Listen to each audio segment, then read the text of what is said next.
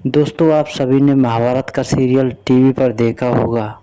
उसमें एक किरदार आता है शकुनी का, जो कि दुर्योधन के मामा होते हैं। आखिर उनके बारे में बहुत से लोगों को पता है और ज़्यादातर को नहीं पता। उसी के बारे में मैं आपको आज बताऊंगा कि शकुनी कौन थे और किस प्रकार उनका महाभारत में योगदान रहा। तो दोस्तों, कृपया ध्यान से सुने। कहानी पसंद आने पर लाइक शेयर सब्सक्राइब करना नहीं भूलें। तो चलिए दोस्तों, कथा को आगे बढ़ाते हैं। गांधार देश के राजा सुबल के 100 पुत्र और एक पुत्री थी। सबसे छोटे पुत्र का नाम शकुनी और पुत्री का नाम गांधारी था। शकुनी की पत्नी का नाम आरसी था। शकुनी के 3 पुत्र थे, जिनके नाम उलूक, बृकासुर और विप्रचित्ति था। ज्योतिषियों के अनुसार गांधारी की जन्म कुंडली में प्रथम पति की मृत्यु का योग था। इस दुर्घटना को टालने के लिए उन्होंने एक सुझाव दिया कि गांधारी की शादी एक बकरे से कर दी जाए, बाद में बकरे को मार दिया जाए। इससे कुंडली की बात सिद्ध हो जाएगी और बाद में गांधारी की दूसरी शादी कर दी जाए। और ऐसा ही हुआ। जब गांधारी की शादी के लिए धृतराष्ट्र का रिश्ता आया तो शकुनी को यह जरा भी पसंद नहीं आया। शकुनी का मत था कि धृतराष्ट्र जन्मांध है और उनका सारा राजपाट तो उनके भाई पांडु ही देखते हैं। शकुनी ने अपना मत दिया, पर होने को कौन टाल सकता था।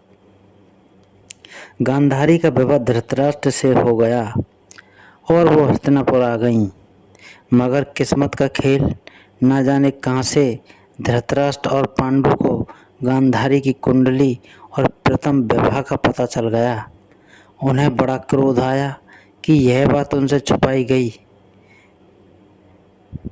गांधारी एक तरह से तो विधवा ही थी और उसकी कुंडली में दोष भी था। इस छल से चिढ़कर उन्होंने गांधारी के पिता सहित 100 भाइयों को पकड़कर जेल में डाल दिया। चूंकि धर्म के अनुसार युद्ध बंदियों को जान से मारा नहीं जा सकता, अतः धृतराष्ट्र और पांडु ने गांधारी के परिवार को भूखा रखकर मारने की सोची। इसलिए वो गांधारी के बंदी परिवार को हर रोज केवल 1 मुट्ठी अनाज दिया करते थे।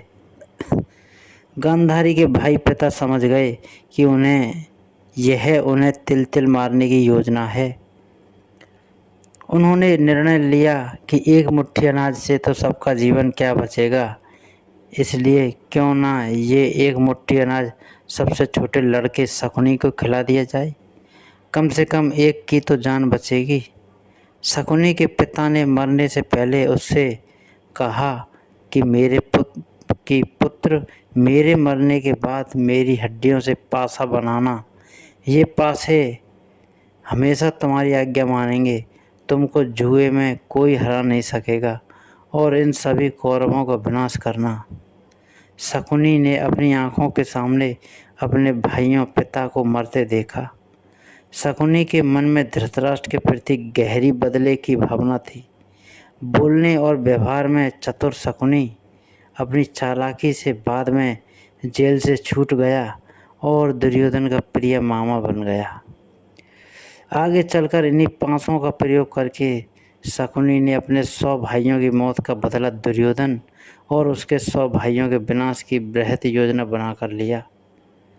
शकुनी की इस कहानी का वर्णन वेद व्यास कृत महाभारत में नहीं है। यह कहानी बहुत से लोक कथाओं जनश्रुतियों से आती है। प्रसिद्ध लेखक देवदत्त पटनायक ने भी अपनी पुस्तक जया में इसका वर्णन किया है। बहुत से विद्वानों का मत है कि शकुनी के पासे तो असल में हाथी दांत के बने हुए थे, लेकिन शकुनी मायाजाल और सम्मोहन में महारथी था।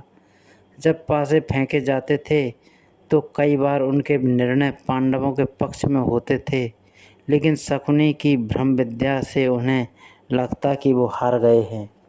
तो दोस्तों, कैसी लगी आज की कहानी, कृपया कमेंट करके बताएं।